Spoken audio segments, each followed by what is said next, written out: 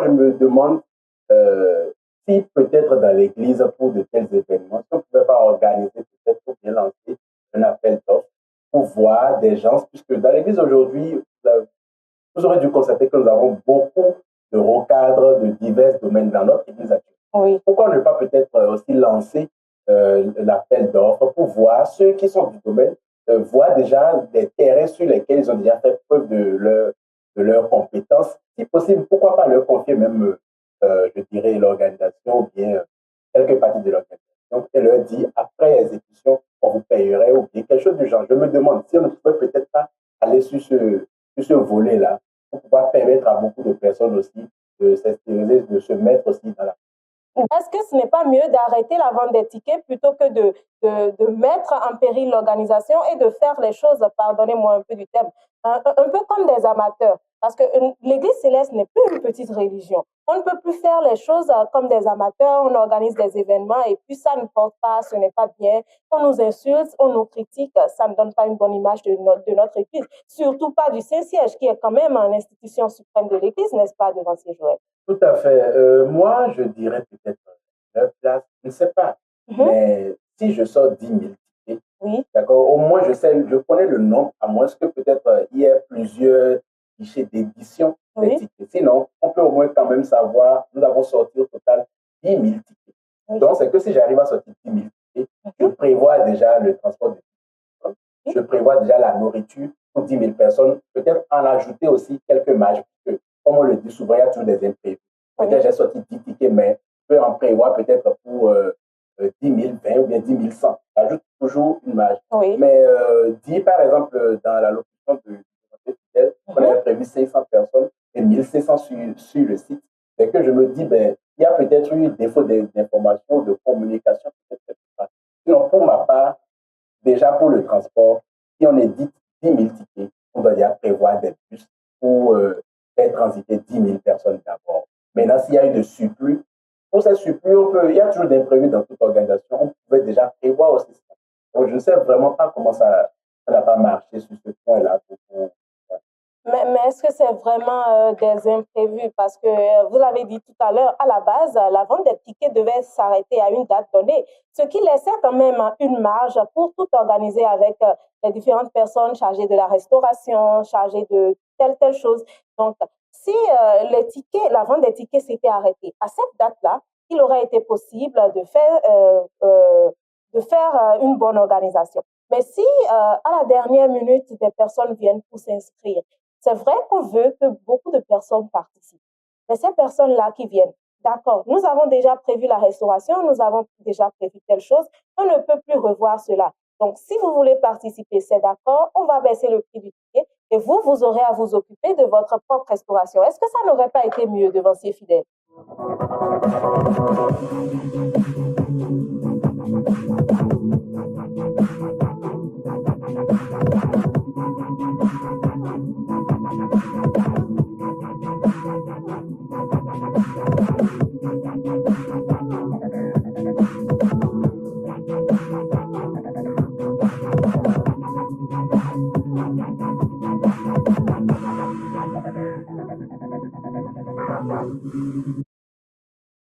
Amis téléspectateurs de Homme en Célèbre Voice, bonjour.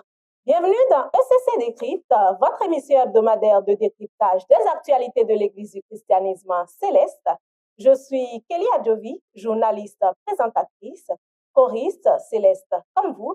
Avec moi aujourd'hui deux invités à qui je vais laisser le soin rapidement de se présenter. On commence par vous, devancier Joël. Alléluia, peuple de Dieu, je suis l'assistant au Joël, tel choriste musicien. C'est un plaisir de vous recevoir sur ce plateau. On passe à présent au deuxième invité. Présentez-vous, s'il vous plaît. Alléluia, cher peuple de Dieu, si c'est leader fidèle de la paroisse de Vauxhall. Je suis un fidèle de la paroisse de D'accord. Bienvenue sur ce plateau de ECC Décrypte où nous parlerons toujours du sujet brûlant de l'actualité céleste en ce moment, ce qui est la commémoration des 40 ans de décès du prophète, pasteur, fondateur Samuel Bileu Joseph Achofa. Et on va commencer tout de suite avec une première question pour savoir si nos deux invités ont pu participer à certaines des activités qui ont été prévues par le Saint-Siège. Alors, devancier Joël, avez-vous participé à quelques activités dans le cadre des commémorations? Une seule, laquelle? Je dirais le convoyage. D'accord. Mais pourquoi ne pas avoir participé aux autres? Bon, il faut peut-être dire. D'accord, on ne va pas condamner cela. Passons à présent aux devanciers fidèles. À quelles activités avez-vous participé? Bon, même chose que mon frère Joël. Pour le moment, j'ai juste participé au convoyage sur le site. D'accord, ce n'est pas bien grave. Au moins, vous aurez pu tirer quelque chose du convoyage tout de même, n'est-ce pas? D'accord. Et donc, à ce convoyage auquel vous avez participé, quelles sont vos appréciations par rapport à l'organisation? Par rapport à l'organisation, nos appréciations. On peut dire et mal. D'accord. Il y a du positif et du négatif. Vous partagez le même avis? Moi, je dirais pour ma part que j'ai eu à passer quand même un moment mémorable, tout en sachant que aucune œuvre humaine n'est parfaite, d'accord. Et quand vous dites que ça a été mémorable, vous parlez de quel aspect exactement? Là, je suis un peu plus dans le côté, ou bien sûr le plan spirituel, ce que j'ai ressenti une fois sur les deux, ce que j'ai gagné, ce que, je dirais, les signes qui ont surgi sur le terrain. Sur place? Sur place, merci. Oui. Ce qui prouve que voilà, la joie intérieure y est.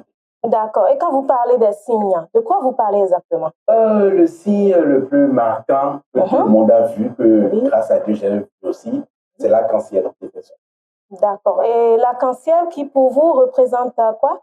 L'arc-en-ciel, bibliquement déjà, ça parle déjà de l'alliance. Oui. Donc je me dis que sûrement Dieu a voulu nous rappeler à nouveau l'amour qu'il a pour nous et l'union qu'il veut être pour le Bénin et le Nigeria. D'accord. Alors, devancier fidèle, ayant été sur place, je suppose que vous avez vu l'arc-en-ciel également. Et donc, qu'est-ce que ça vous a inspiré sur le moment? Tout d'abord, je vais aller dans le livre de la Genèse. Oui. Son 9e chapitre, 8e au 13e verset. Qui dit? Qui nous parle vraiment d'un signe. Et ce signe, le jour on l'a eu, c'est ça, l'arc-en-ciel qui était venu, c'est l'alliance de Dieu pour nous. Et nous remercions Dieu. Et je remercie le Dieu du prophète Samuel Joseph parce que je suis témoin de cet événement. D'accord. Alors, l'arc-en-ciel qui est sorti à Imeko ce jour-là, pourquoi cet arc-en-ciel-là serait apparu à ce moment-là précisément et à cet endroit-là? Et je peux dire, à ma surprise, il y a des convoyages qui se font chaque année sur le site. Mais pourtant, c'est pour la première fois que le Saint-Siège a organisé une chose pareille. Et à ma grande surprise, c'est en ce moment que l'arc-en-ciel s'est apparu. Donc, on rend grâce à Dieu que Dieu veut sûrement quelque chose pour l'Église céleste. Quand vous dites que c'est la première fois que le Saint-Siège a organisé un événement sur Imeko, on est d'accord que l'Église existe depuis des années et Papa Chauffeur est mort depuis 40 ans. C'est là-bas qu'il a été enterré. Comment se fait-il que le Saint-Siège, c'est la première fois que le Saint-Siège nous envoie, nous les célestes du Bénin, là-bas? Devancier Joël, j'aimerais votre avis. Mais je dirais pour ma part que nous sommes actuellement sur une voie de l'Église. Je veux parler du pôle Bénin et aussi du pôle du Nigeria. Et nous sommes en train de constater, je dirais, que le convoyage à Imeko, dans l'organisation de cette fête, découle sûrement des échanges, sinon du process pour l'unification de l'Église, en ce qui concerne le Bénin et le Nigeria. Donc c'est sûr que Dieu est dans la barque, comme on le dit, pour l'union de l'Église. D'accord. Donc, si je comprends bien, selon vous, c'est parce que cette année, il y a un processus de réunification de l'Église que l'arc-en-ciel est apparu sur place. C'est bien ça? Oui, évidemment. D'accord, très bien. Mais alors, à part l'arc-en-ciel, qu'est-ce que vous avez ressenti? Qu'y a-t-il eu d'autre de marquant pour vous personnellement, devancier fidèle? Pour moi, personnellement, j'ai eu des choses en moi-même spirituellement que je me saurais. D'accord. Et vous? Je vous remercie pour cette question. Je dirais, dans le même sens que le devancier, que c'est plus que spirituel que charnel.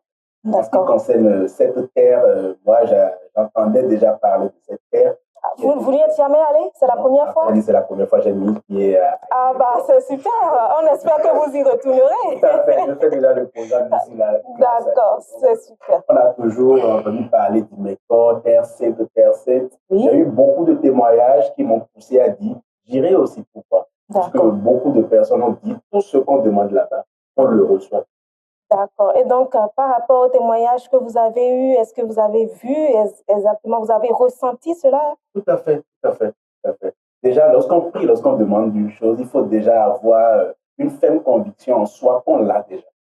D'accord. Et donc, pour les téléspectateurs qui sont à la maison et qui n'ont pas pu faire le voyage sur Imeko ces derniers jours, nous allons rapidement montrer un petit extrait de cet arc-en-ciel qui est apparu dans le ciel et dont tout le monde parle. On regarde.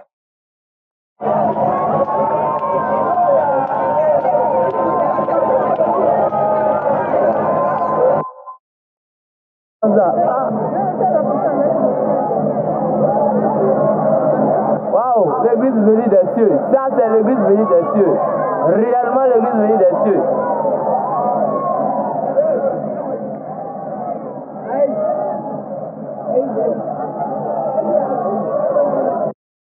Donc, quand on se base sur cette vidéo par rapport aux commentaires, au bruit ambiant, on voit bien que le peuple de Dieu présent sur place était vraiment dans la joie. Tout le monde était ému de voir cet événement, ce qui est tout à fait normal parce que dans l'église, effectivement, l'arc-en-ciel est un grand signe. Ça fait partie de notre logo, ça fait partie des signes que Papa Oshofa a vus avant la descente de l'église du christianisme céleste. Donc, naturellement, ça provoque beaucoup de joie chez les fidèles.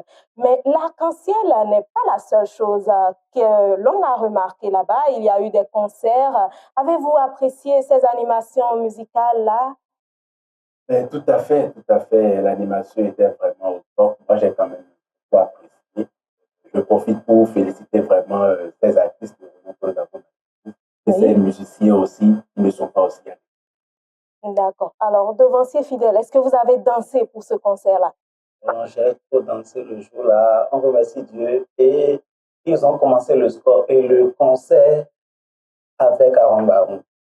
Ce qui vous a particulièrement marqué? Particulièrement marqué et je les remercie pour ça. D'accord. Mais pourquoi ça vous a marqué? Bon, en fait, Aaron Baron, quand on dit céleste, là, on fait référence à Aaron Baron. Et c'est ça ce qui est pour nous. Et la chorale qui a fait animer le jeu a été au top. D'accord. Alors, à part le Ahang Bahang, qui effectivement est le rythme de l'église du christianisme céleste, on est d'accord que ça se passe à Imeko. Est-ce que les rythmes traditionnels du Nigeria ont été joués sur place? Quelqu'un a essayé quelque chose dans ce sens? Bon, les rythmes du Nigeria, bon, il n'y avait pas, mais nos jeunes musiciens béninois ont essayé de faire comme les Nigériens. D'accord. Et quand ils ont essayé, ils ont bien réussi ou pas? Oui, c'était la joie, c'était la joie. Même les Nigériens, Nigérianes qui étaient là dansaient ont remarqué la joie. D'accord. On remercie le Dieu d'Oshofa pour cela. Alors, on a parlé du côté spirituel, vous avez prié, vous avez dansé, tout le monde était dans la joie. Alors, le culte, l'organisation du culte auquel vous avez assisté, parce que souvent, quand tu te déplaces de ta paroisse sur une autre paroisse, même ici au Bénin, même à Cotonou, deux paroisses qui sont proches, on voit qu'il y a quand même des différences, quelques petites choses qui dérangent, on ne se sent pas vraiment chez soi. Est-ce que par rapport au culte qui se déroule habituellement sur vos paroisses respectives, vous pouvez dire que le culte s'est bien déroulé? Devancier fidèle? Le culte qui s'est déroulé, on peut dire que c'est comme le culte des soirs qu'ils font, ou bien le culte de vendredi 13h. Je peux dire ça, sinon, lors du culte, ils ont respecté l'autre quand même. D'accord. Et vous? Personnellement, je n'ai pas assisté au culte. Pourquoi? Je recevais quand même les bruits du culte de là où j'étais. Et les quelques interventions de 10 ou Y personnes que j'ai reçues, c'était que c'était vraiment à la fois. Un culte fait sans peut-être y aller, pas chanter, et ça. Donc, maintenant, parlant de culte sur le paroisse, je pense que le CST actuellement est en train d'œuvrer pour qu'on ait désormais l'ordre du culte universel pour tout le monde, que ce soit le Bénin et le Niger.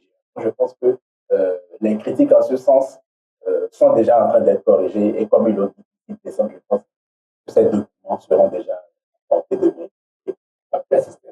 D'accord. Donc, d'après les échos que vous, personnellement, vous avez eu, le culte n'a pas vraiment suivi l'ordre habituel sur... Ce que moi, j'ai entendu, que le conducteur était à tel côté, il n'y avait pas de fiscalité, chacun donnait quand même, vous savez comment nous parlons généralement. Chacun parlait comme il le voulait. D'accord. Alors, vous n'avez pas assisté au culte, mais le devancier fidèle, si.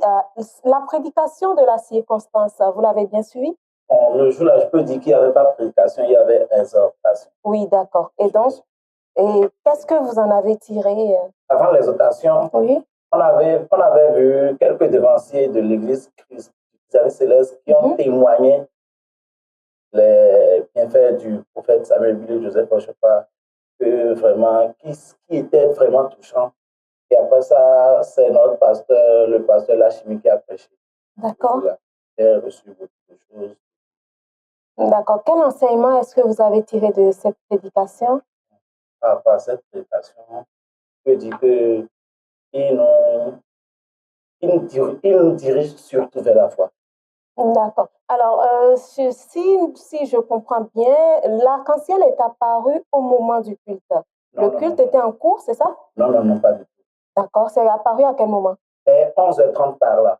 D'accord. Le culte a commencé à quelle heure? Midi, je pense. Tout à fait de midi. D'accord. Donc, l'arc-en-ciel est apparu avant le début du culte. Avant l'arrivée du pasteur.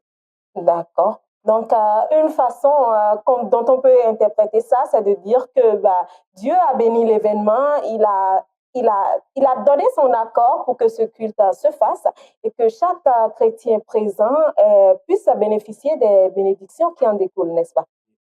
D'accord. Alors, mis à part tous ces événements-là qui ont pu vous permettre d'apprécier l'événement, dites-nous, qu'est-ce qui pourrait vous motiver les fois à venir à retourner à IMECOP pour ce genre d'initiative de la part du Saint-Siège? Devancier Joël? Je dirais cette joie partagée. Et déjà, les sites qui sont là-bas, je dirais, moi, je vais aller, par exemple, à la source d'eau qui est D'accord. apprendre là-bas, j'ai vraiment cela. C'est pas la joie de se sentir chez soi. D'accord. La joie de se sentir chez soi, de se sentir à l'aise. Je ne sais pas si vous pouvez comprendre, mais c'est une manière de dire je suis allé chez moi. On se sent plus à l'aise quand on est chez soi que lorsqu'on est peut-être chez eux. Donc, je me suis senti vraiment chez moi, à l'aise. Je sentais quand même de bonnes vibrations. D'accord. Et vous, devancier fidèle, vous vous êtes senti chez vous? Moi, personnellement, j'étais même ému de joie. Je sentais chez moi. Parce que tout se passait bien spirituellement. D'accord. Spirituel pour discernir ce que nous sommes en train de dire. D'accord. Alors, le devancier fidèle, Joël a dit tout à l'heure que c'était sa première fois sur IMECO. Et vous aussi, c'était votre première fois. Oui, moi aussi. D'accord. Alors, le devancier Joël prévoit déjà d'y retourner. Vous, qu'en est-il de vous? Forcément, je dois. D'accord. Donc, tout cela montre que l'événement a porté ses fruits et que l'objectif général, il est bien atteint. Mais comme pour toute chose, je suppose qu'il y a eu quelques petits couacs qu'on va quand même relever, n'est-ce pas? Forcément. Devancier Joël, est-ce qu'il y a eu des couacs? Mais comme je l'ai dit à l'entame de mon allocution, aucune œuvre humaine est parfaite, encore que je me permets de dire que c'est pour une première fois officiellement que le Saint-Siège organise un tel déplacement vers le site. C'est sûr qu'il doit avoir. Mais est-ce que c'est parce qu'on organise quelque chose pour la première fois? Le Saint-Siège, c'est quand même une grande institution dans l'Église du christianisme céleste. On ne va pas dire que le Saint-Siège n'a jamais rien organisé de grandiose. Est-ce qu'il est nécessaire qu'il y ait des couacs, même si c'est la première fois qu'on va au Nigeria? Oh, je m'adosse à la phrase que j'ai eu à utiliser en disant qu'une œuvre humaine n'est pas. Dans ce sens, quel que soit ce que l'homme ferait sur cette terre, il y aura toujours de Christ, quel que soit. Donc, ne vous menez pas. Bah, vous savez quoi, je suis d'accord avec vous, surtout que d'après les commentaires qu'on a eus, l'événement n'était pas vraiment au top du point de vue de l'organisation, mais spirituellement, tout était parfait, ce qu'on a apprécié et on espère avoir ça les fois à venir. On espère déjà qu'il y aura d'autres voyages sur Imeco organisés par le Saint-Siège et que les petits couacs seront corrigés, mais avant ça, nous allons quand même relever ces petits couacs et on va marquer une courte pause avant de se lancer.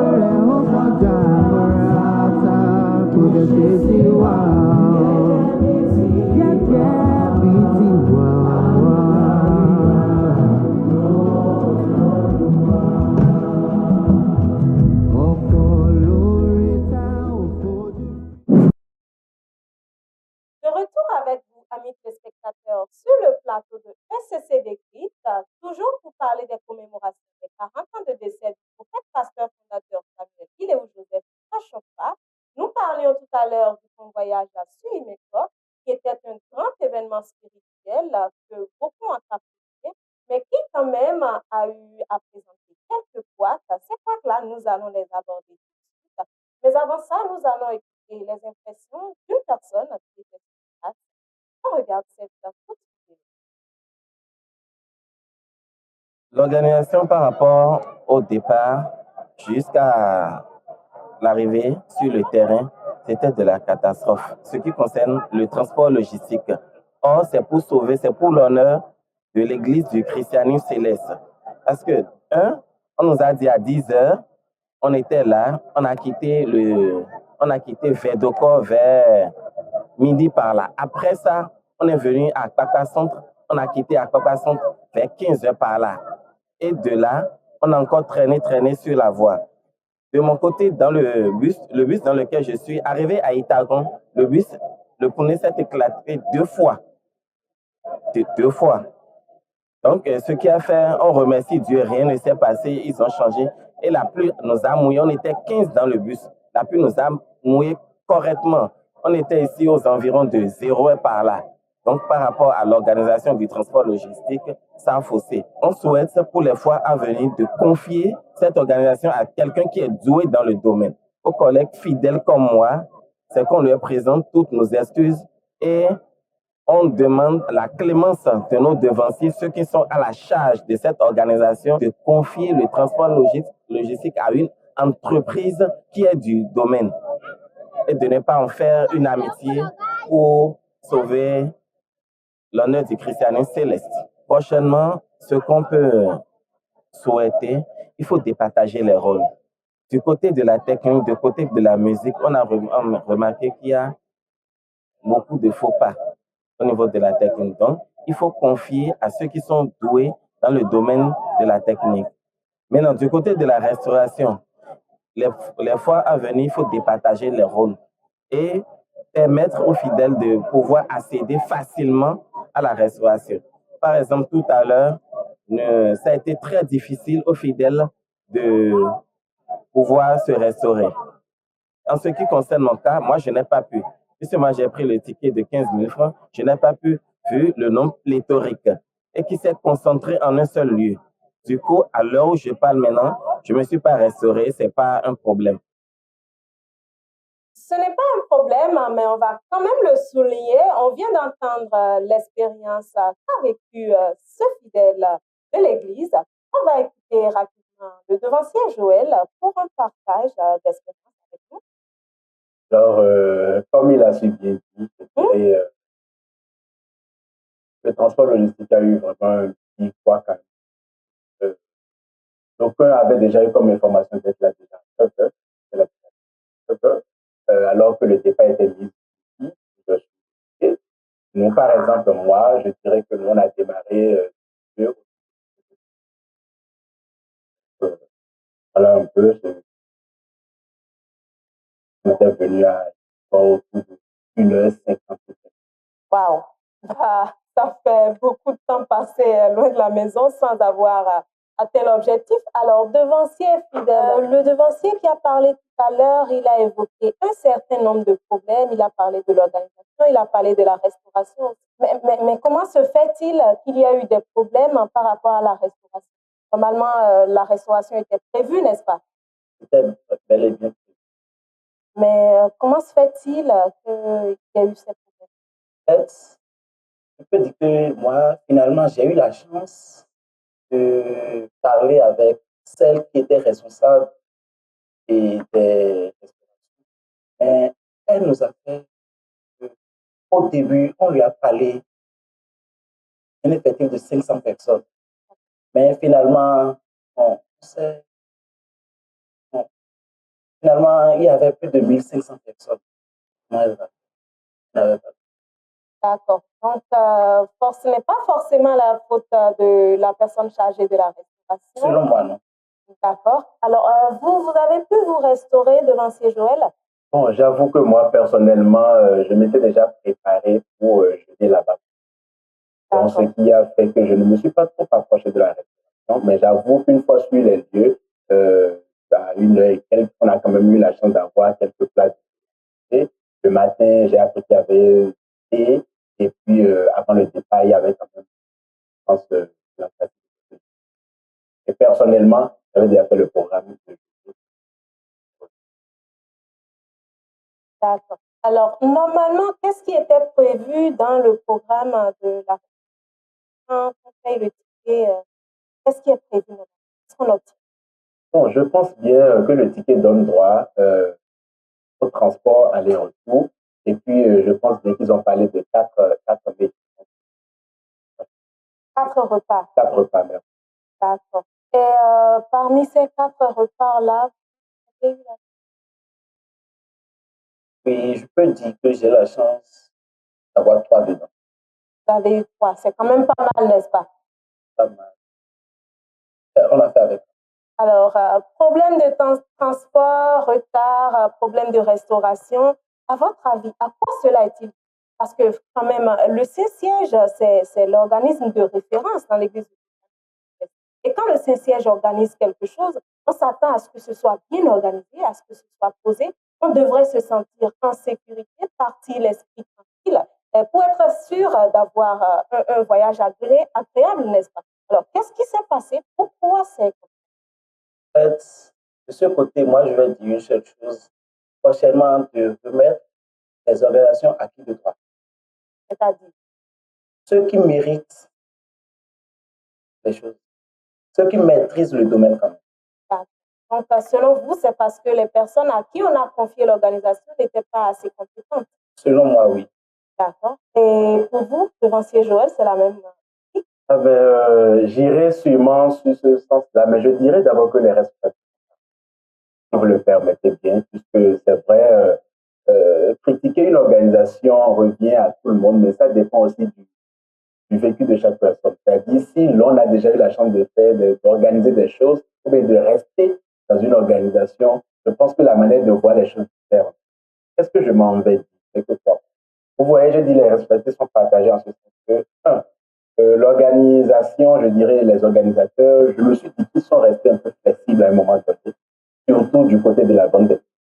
Quand vous dites flexible, c'est-à-dire, j'avais appris par exemple que le deadline c'était le 8, le 2, d'accord? Mais le 10, même le matin du 10, le jour du départ, les gens sont encore des... Donc, cela déjà pour moi dénote du fait qu'on ne peut pas avoir le départ. Parce que si déjà, même le jour du départ, les gens se procurent encore des tickets, c'est qu'il y a déjà un problème. Donc déjà, je disais que les responsabilités sont partagées en ce sens que nos autres participants, nous aimons trop les choses de la dernière minute. Nous aimons toujours venir, soit en retard, soit à la dernière minute, se présenter pour dire voilà, j'ai besoin de. Maintenant, Elle dit qu'ils sont restés flexibles en ce sens qu'ils ont sûrement voulu que beaucoup de personnes puissent participer à ça. Donc, c'est cela qui a conduit au fait que, voilà, on dit départ à telle heure, on n'arrive pas à démarrer à temps, et voilà. Donc, voilà un peu comment je peux. Quand on parle de responsabilité partagée, vous avez parlé par exemple du laxisme, le fait que certaines personnes viennent s'inscrire à la dernière minute, c'est de leur faute évidemment, mais c'est également de la faute des organisateurs qui sont en haut de la chaîne. Parce que si eux, ils avaient été intransigeants sur le fait que l'inscription ne se poursuit pas après la date limite, je crois qu'il y aurait eu moins de dérives. Le dévancier fidèle a parlé tout à l'heure du nombre de personnes prévues pour la restauration et du nombre final qu'on a eu, n'est-ce pas? Donc, ça, c'est une responsabilité, c'est partagé de la part des fidèles. Mais est-ce que ce ne sont pas finalement les responsables qui sont les seuls coupables de cette situation-là, par exemple? C'est vrai, en suivant votre allocution, c'est sûrement que c'est les responsables qui ont été vraiment auteurs, je dirais, de cette dérive, oui. Cette dérive que nous avons constatée. Et comme l'avait dit, moi, je me demande si peut-être dans l'Église, pour de tels événements, si on ne pouvait pas organiser peut-être pour bien lancer un appel d'offres pour voir des gens, puisque dans l'Église aujourd'hui, vous aurez dû constater que nous avons beaucoup de recadres de divers domaines dans notre Église actuelle. Oui. Pourquoi ne pas peut-être aussi lancer l'appel d'offres pour voir ceux qui sont du domaine, voir déjà des terrains sur lesquels ils ont déjà fait preuve de leur compétence. Si possible, pourquoi pas leur confier même, je dirais, l'organisation ou bien quelques parties de l'organisation et leur dire après exécution, on vous payerait ou bien quelque chose du genre. Je me demande si on ne peut peut-être pas aller sur ce volet-là pour pouvoir permettre à beaucoup de personnes aussi de s'extérioriser, de se mettre aussi dans la. D'accord. Alors, selon vous, c'est une bonne façon de faire. C'est ce que vous feriez si vous étiez à la place de nos organisateurs actuels. C'est bien ça? Tout à fait, tout à fait. D'accord. Et donc, avec un tel processus, avec une telle possibilité, pourquoi le Saint-Siège a opté pour une autre option? Dites-nous devant ces fidèles, quelle est votre opinion sur la question? Quelle option? Le fait de ne pas lancer d'avis d'appel d'offres, déjà de choisir en se basant sur, je ne sais pas trop quels critères ils ont pris en compte pour choisir les personnes à qui confier la restauration, le transport par exemple. Bon, on peut dire que seule l'expérience fait la différence. Oui. Donc, ils ont fait l'expérience pour la première fois. Les prochains jours à venir vont. Là, vous êtes en train de vous justifier à leur place. Non, est-ce que le fait d'organiser quelque chose pour la première fois est forcément une excuse pour faire des choses qui vont à la rigueur décourager certaines personnes? Parce que si moi, je paie de l'argent, on me dit, OK, tu auras 2 repas par jour, on part sur 2 jours, on part à telle heure, et que moi, je sors de chez moi, je prends mes dispositions, je pars à telle heure, je fais tel. Et arrivé sur place, je constate un autre scénario carrément. Je vais à l'église à 7 heures et c'est à 17 heures qu'on démarre. Tout ce temps-là, donc, c'est de ma poche que je sors encore de l'argent pour me restaurer, pour boire. Forcément, les prochaines fois, est-ce que je ferai encore confiance au Saint-Siège pour y aller? On aura plus confiance, mais si tu es spirituel, tu peux comprendre que bon, ça arrive des fois que ça soit ainsi. C'est pour la première fois que le Saint-Siège organise une telle chose parce que il s'est un prix pour le convoyage et la restauration là-bas. Bon, depuis que moi je suis né dans l'église, oui. Depuis une trentaine d'années, j'ai jamais su. Oui, non, je ne parle pas forcément du voyage à Imeko, mais le Saint-Siège organise divers événements. Il y a le pèlerinage à Sémé, il y a beaucoup de choses que le Saint-Siège organise depuis la création de l'église, n'est-ce pas? Oui, il y a vraiment beaucoup de choses que le Saint-Siège organise. Mais par exemple, c'est que les choses qu'il organisait, je peux dire qu'elles sont différentes de ce qui vient de se passer. D'accord. Donc, habituellement, les événements que le Saint-Siège organise, si je suis bien votre logique, n'ont pas autant d'importance que ce convoyage-là. Et c'est parce qu'ils sont habitués à traiter les choses à la légère que ça se passe comme ça pour le convoyage, ou bien je ne comprends pas? Et là, vous avez raison. Vous avez raison. Ils ont l'habitude de prendre tout à la légère. C'est pourquoi ça a été comme ça. Ce qui rejoint l'opinion du devancier Joël qui parlait de laxisme tout à l'heure. Est-ce qu'ils ont fait preuve d'un peu de laisser-aller? Ils ont banalisé l'événement, ce qui a fait que dans l'organisation, ils n'ont pas été rigoureux. Dans les petits détails qui auraient pu faire la différence, ils n'ont pas fait preuve d'autant de rigueur qu'il le faut. Tout à fait. J'étais en train de parler tout à l'heure de flexibilité et vous m'avez passé ce mot aussi. C'est tout bas. En ce sens que si c'était vraiment des gens un peu plus professionnels, d'accord, sans pour autant toucher à leur autorité ou à leur rang, si c'était vraiment des gens un peu plus professionnels, c'est qu'ils auraient déjà mis des barres. C'est-à-dire, aujourd'hui, on arrête. Je peux arrêter le 2, d'accord? Et peut-être, pour permettre à beaucoup de personnes d'y aller, peut-être je dis, j'accorde encore peut-être 5 jours. Passer ces 5 jours, je ne reçois plus d'achat ou bien de vente de tickets. Mais si jusqu'au jour du départ même, il y a eu une vente, et qu'il y a eu, moi je me dis qu'il y a eu un peu de flexibilité dans les choses. Peut-être que c'était leur manière de permettre à beaucoup de personnes d'effectuer le déplacement, mais ça a quand même fait chambouler beaucoup, surtout sur le départ, sur l'aller, le retour. Donc, voilà ce que je... Oui, alors permettre à beaucoup de personnes de participer, on est bien d'accord pour cela, mais par derrière, quand on fait preuve d'un certain laisser-aller, quand on fait preuve d'un peu de laxisme, est-ce que par derrière, on ne devrait pas revoir l'organisation? Par exemple, pour cette personne à qui la restauration a été confiée et à qui on a parlé de 500 personnes, quand finalement vous vous rendez compte que, OK, on a vendu 1500 tickets, est-ce qu'il n'aurait pas été plus simple peut-être de faire appel à une autre personne ou bien de revoir un peu avec elle pour que même si pour le premier repas, ça ne va pas, au moins pour les repas à suivre, qu'il y ait quand même un ajustement pour que tout le monde puisse bénéficier du même service, n'est-ce pas, devant ces fidèles? Est-ce que je peux dire qu'eux-mêmes, là, ils ont la juste. Mais le voyage s'est fait sur vente de tickets, n'est-ce pas? Donc, normalement, ils devraient savoir combien de tickets ont été vendus puisqu'ils ont réceptionné les sous. Ce qu'on vous dit là, même juste au jour J, là, ils sont venus prendre les tickets, même jusqu'à l'heure qu'on nous parle là. Certaines personnes ont démarré, mais il y avait encore la vente des tickets. D'accord. Là, ils peuvent plus savoir le nombre de personnes. Mais si on organise un événement comme ça et on se rend compte que, d'accord, là, nous sommes un peu dépassés par l'effectif, est-ce que ce n'est pas mieux d'arrêter la vente des tickets plutôt que de mettre en péril l'organisation et de faire les choses, pardonnez-moi un peu du terme, un peu comme des amateurs? Parce que l'Église céleste n'est plus une petite religion. On ne peut plus faire les choses comme des amateurs, on organise des événements et puis ça ne porte pas, ce n'est pas bien. On nous insulte, on nous critique, ça ne donne pas une bonne image de notre Église. Surtout pas du Saint-Siège, qui est quand même l'institution suprême de l'Église, n'est-ce pas, devancier Joël? Tout à fait. Moi, je dirais peut-être leur place, je ne sais pas. Mais si je sors 10 000 tickets, d'accord, au moins je connais le nombre, à moins que peut-être il y ait plusieurs guichets d'édition des tickets. Sinon, on peut au moins quand même savoir, nous avons sorti au total 10 000 tickets. Donc, c'est que si j'arrive à sortir 10 000 tickets, je prévois déjà le transport de tickets. Je prévois déjà la nourriture pour 10 000 personnes. Peut-être en ajouter aussi quelques marges. Parce que, comme on le dit souvent, il y a toujours des imprévus. Peut-être j'ai sorti 10 tickets, mais je peux en prévoir peut-être pour 10 000, 20 ou bien 10 100. J'ajoute toujours une marge. Mais dit par exemple dans la locution de fidèle, on avait prévu 500 personnes et 1500 sur le site. C'est que je me dis, ben, il y a peut-être eu défaut d'information, de communication. Sinon, pour ma part, déjà pour le transport, si on est dit 10 000 tickets, on doit déjà prévoir des bus pour faire transiter 10 000 personnes d'abord.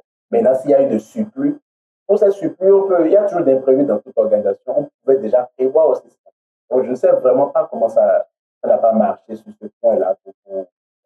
Mais est-ce que c'est vraiment des imprévus? Parce que vous l'avez dit tout à l'heure, à la base, la vente des tickets devait s'arrêter à une date donnée, ce qui laissait quand même une marge pour tout organiser avec les différentes personnes chargées de la restauration, chargées de telle chose. Donc, si les tickets, la vente des tickets s'était arrêtée à cette date-là, il aurait été possible de faire une bonne organisation. Mais si à la dernière minute, des personnes viennent pour s'inscrire, c'est vrai qu'on veut que beaucoup de personnes participent.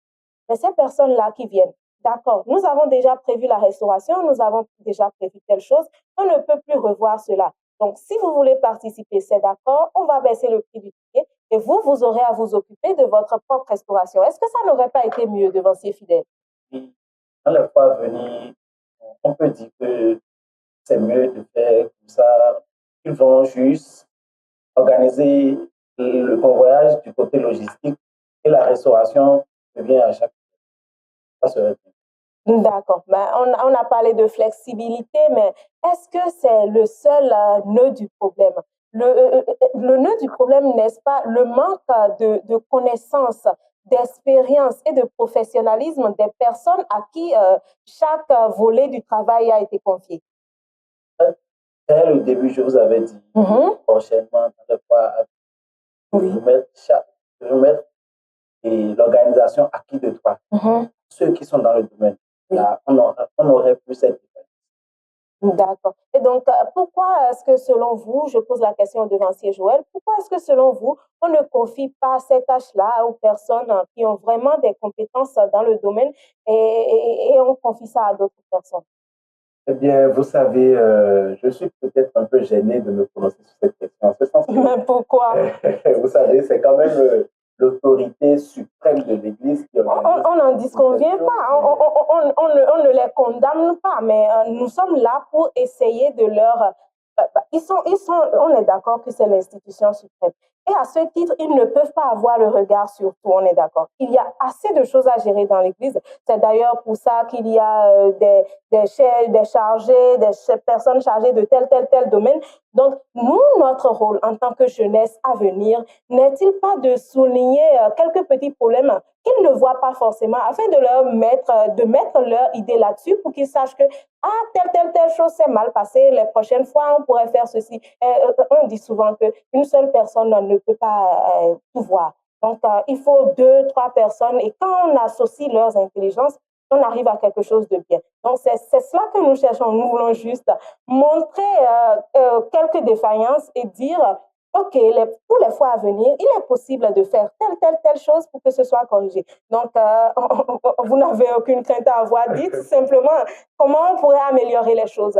Tout ça, c'est pour l'avancement de l'Église. D'accord. Vous savez, sur les lieux le jour, là, oui. Les allocutions de certains devanciers, certains devanciers, pardon, disaient que le jour de la réunion, j'ai dit que ça allait se passer. Mais ils m'ont bafoué. D'accord? Ils n'ont pas tenu compte de ce que j'ai dit. Ils ont dit non, attends-toi, que tout irait bien. Mais voilà là où nous en sommes. C'est-à-dire que beaucoup de personnes ont peut-être envie de dire, ou bien le disent, mais je ne sais pas si c'est qu'on ne les considère pas, ou bien qu'on se dit sûrement qu'ils n'ont pas la bonne information, ou bien qu'ils veulent peut-être aller contre l'autorité de ceux qui sont là. Je ne sais pas si c'est le mot adapté. Maintenant, en ce qui concerne ce qu'ils peuvent faire pour améliorer les choses des fois à venir, il est bien de critiquer, mais de proposer aussi des solutions. Exactement. Moi, je dirais déjà, s'il est possible, déjà l'année prochaine, que la vente des tickets soit peut-être en ligne d'abord. D'accord. Pas de vente de tickets de mai en mai. Que les ventes de tickets soient en ligne. Ça permet déjà de connaître déjà les statistiques directes. Exactement. Puisque la technologie a évolué, donc il faudrait que la vente des tickets soit en ligne. Et pour faire cela, justement, il faudrait confier la tâche à une personne qui s'y connaît en informatique et en programmation. Voilà. Il faut lancer déjà, comme je demande, bon, c'est vrai que notre église est aussi purement spirituelle aussi, mais est-ce qu'il ne faudrait pas aussi penser lancer peut-être un avis d'appel d'offres et demander à ceux qui sont du domaine, qui s'y connaissent, de postuler. Là, on va les essayer pour voir. Là, la vente des tickets serait en ligne. Si la vente des tickets est déjà en ligne, on fixe déjà un deadline. Je prends le cas de cette année, par exemple, on dit pas c'est le 2, on veut arrêter. Le 2, on arrête. Et on essaie de voir le mouvement des opérations. C'est qu'on veut voyager le 10. D'accord? Le 2, on a déjà arrêté. Si on sent que la demande y est encore, on leur dit, mais exceptionnellement, je ne sais pas si c'était moi par exemple, exceptionnellement, j'ai déjà arrêté le 2, mais je vous accorde encore 2 jours. Pas plus. Passez ces 2 jours, si vous voulez vraiment y aller, vous serez responsable vous-même de votre transport. Chacun va gérer plus le transport. Je ne serai plus responsable de votre transport. Là, j'aurai le temps de connaître exactement l'effectif que j'ai à envoyer là-bas. J'aurai le temps d'informer la restauratrice ou bien ceux qui seront chargés de la restauration de dire voilà, tel nombre de personnes qui seront là. Et aussi pour le transport aussi, parce que vous savez, Au Bénin, force nous a été donnée de conseils. Généralement, pour les conducteurs, on a beaucoup négocié, mais parfois, lorsqu'ils trouvent mieux, ils sont prêts à débrancher. Moi, j'avais appris sur les lieux qu'ils avaient déjà négocié des bus, mais que les bus ont débranché.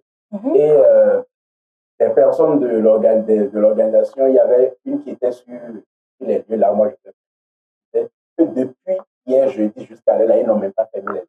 Au moment où on était à Ilara, quasiment la nuit, on a pas appelé d'autres. Ils sont toujours en assise actuellement, ils sont plus assis en train de discuter de comment. Donc je me dis, ils avaient mis ces garde-fous. C'est-à-dire, on arrête, on a vraiment arrêté. C'est-à-dire, laisser le côté flexible. Ne plus vouloir favoriser peut-être d'autres personnes au détriment ou bien tout en étant en train de favoriser, fait du mal aux autres. Donc, mettre les garde-fous, mettre la date de deadline et respecter vraiment cela. Peu importe qui fut cette personne qui viendrait après, qu'on dise pour le vent. Là, on a le temps parce que voyager quand même hors du Bénin, c'est pas tout comme si voyager au Bénin. Quitter Cotonou pour mais c'est pas quitter Cotonou pour le Nigeria. Donc, en ce sens, il faille vraiment se préparer.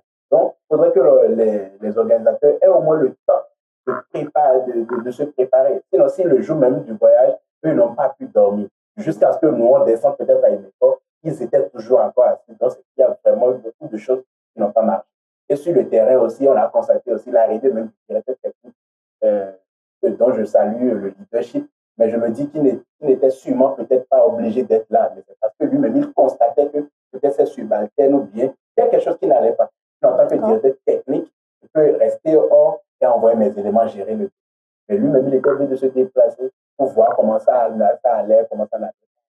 C'est un appel à Bah, je peux un peu comprendre votre opinion, mais moi, je pense quand même que en tant que directeur technique, son rôle est d'être là parce que la technique, c'est pas quelque chose qu'on peut prévoir à 100%. Il y a forcément des imprévus. Donc, étant présent et ayant de l'expérience, normalement, il devrait être sur le terrain pour pouvoir gérer les petits problèmes de dernière minute. Donc, normalement, il aurait dû être là dès le début. Ça, ce n'est que mon opinion, ça n'engage que moi. Alors, dites-moi, devancier fidèle, qu'est-ce que vous auriez fait pour que cet événement soit meilleur? Que cet événement soit meilleur dans les prochains jours à venir, je peux dire. Bon, je pense qu'on a déjà tout dit. Hein. Je pense qu'on a déjà tout dit parce que il faut remettre les choses acquis de droit. D'accord. Mais quand vous dites acquis de droit, j'ai un peu l'impression que les choses ont été distribuées par favoritisme un peu ou parce que par affinité, peut-être je ne m'entends pas avec telle personne, même s'il s'est fait ça, je ne lui confie pas. Est-ce que c'est ça qui s'est passé? Bon, moi, je ne peux pas dire oui. Non. Mais vous avez quand même cette impression. C'est ce qu'on a constaté. C'est ça, oui, effectivement. Bah, on voudrait bien que ça soit corrigé pour les fois à venir, n'est-ce pas? D'accord. Alors, je vais donner la parole au devancier Joël pour qu'il puisse nous faire quand même un petit résumé de ce qui s'est passé à Imeco et qu'il nous dise quelques points à améliorer. Merci pour m'avoir adressé là. Je dirais que le devancier de tout à l'heure a déjà dit. Oui, vous aussi, vous avez dit beaucoup de choses. Hein? Il a déjà ressassé quand même beaucoup de choses, mais arrivé sur les lieux, moi j'ai aimé déjà je dirais, la qualité des activités. Ils ont quand même prêté, ils ont vraiment fait le show. Je vois des gens de troisième âge même qui mouvaient, qui dansaient, qui se mettaient. Donc, ce plan, j'ai aimé vraiment. Oui. On n'a presque pas dormi jusqu'au petit matin. Après, on est aussi allé dans le jardin. On a prié aussi. Maintenant, ce que j'ai peut-être pas trop aimé, c'est qu'on nous a dit, par exemple, que le culte allait commencer 10 heures, mais qu'on attendait d'avoir la délégation pastorale de Porte-Novo. Donc, les anges sont venus attendre. Bon, je ne sais pas. Quand on dit 10 heures pour un culte, les anges sont là à 10 heures. C'est ce qu'on nous apprend à l'église, n'est-ce pas? Donc, on a dit le culte devait commencer à 10 heures. À un moment donné, moi, je me suis dit, le culte n'a pas commencé à 10 heures. Est-ce qu'on peut se permettre de commencer le culte à 11 heures? Ça, je ne pense pas. Donc, peut-être, moi, je me disais, on allait sûrement rentrer. Mais à ma grande surprise, j'ai appris que voilà, la délégation est enfin là. Et ils ont commencé. Donc, je me suis dit, sûrement qu'ils ont eu aussi des imprévus à Porte-Novo. Sinon, étant donné que c'est l'autorité suprême, ils n'allaient sûrement pas vouloir être là à 10 heures. C'est venu aussi. Donc, voilà ce que moi, j'ai peut-être pas trop aimé. Beaucoup ont parlé de la restauration, mais moi, personnellement, comme j'avais déjà fait le point de ne pas manger, je n'ai pas trop touché à la restauration. Je ne peux vraiment pas me prononcer là-dessus.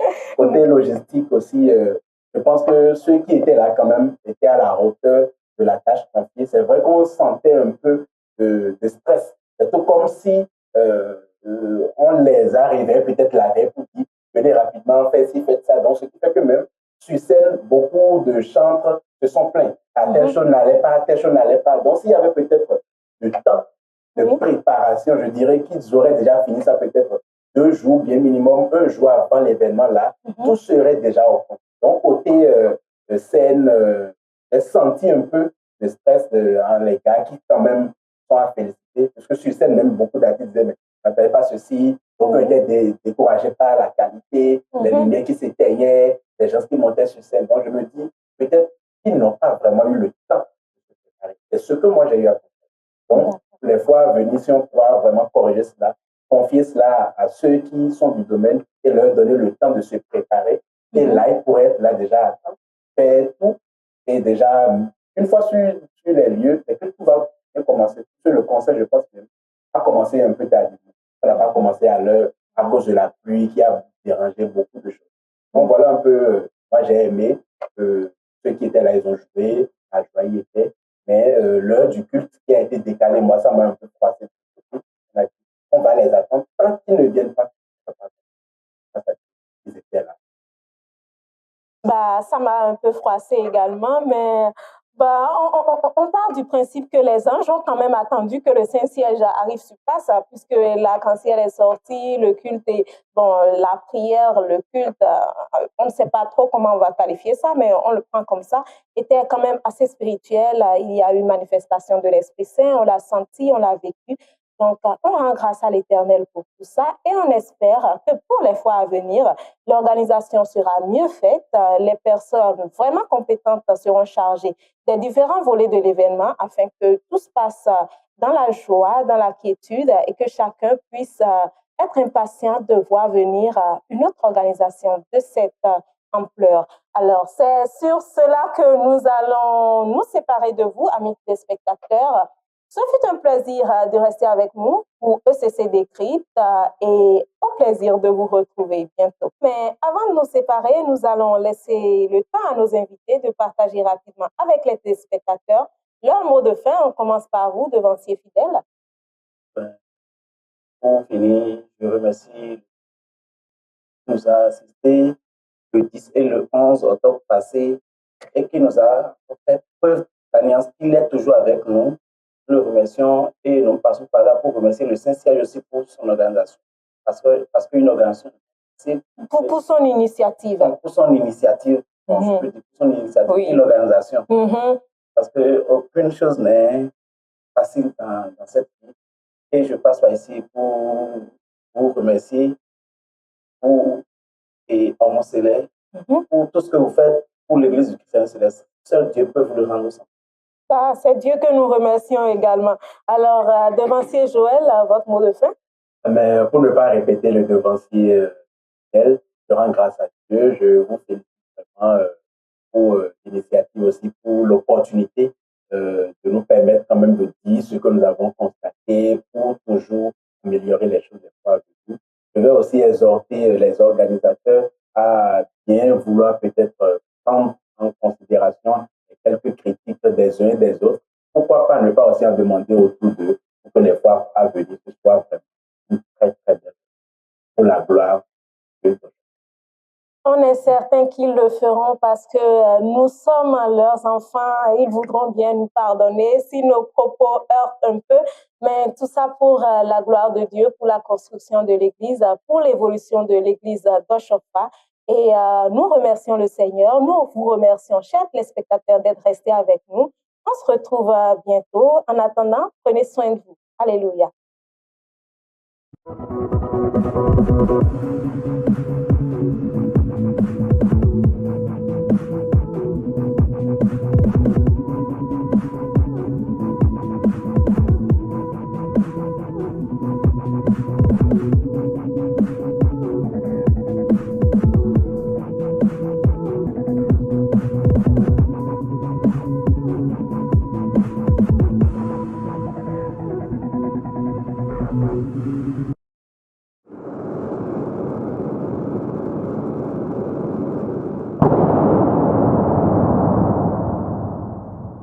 Homo Voice, la voix de l'ECCI.